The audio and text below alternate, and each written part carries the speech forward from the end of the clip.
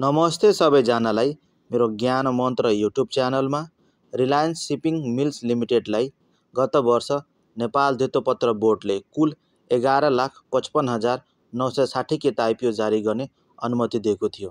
तर त्यति बेला केही रिट परेको हुनाले गर्दाखेरि यसको आइपिओ जारी भएको थिएन। तर पूर्ण आइपिओ निष्कासनको लागि बुक बिल्डिङ मेथडद्वारा यसको अनुमति पाएको छ।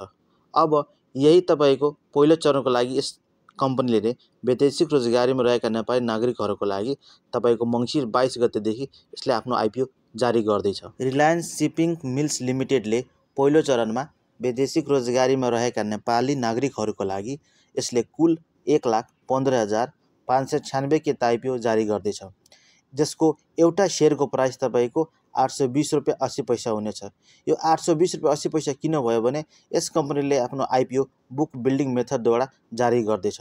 यस कम्पनीको आइपिओमा मिनिमम तपाईँले 50 किताका लागि आवेदन दिनुपर्ने हुन्छ।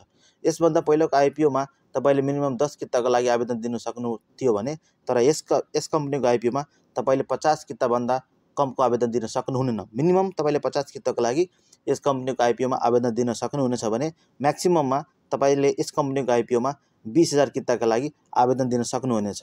वैदेशिक रोजगारीमा रहेका नेपाली नागरिकहरूले यस कम्पनीको आइपिओमा 50 किता आवेदन दिनको लागि खातामा 40,040 रुपियाँ हुनु नै पर्छ।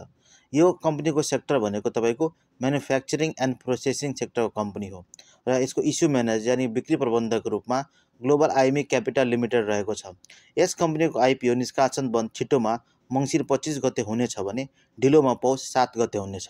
त हस् साथीहरू, यो थियो तपाईँको जानकारी तपाईँको रिलायन्स सिपिङ मिल्सको लिमिटेडको बारेमा।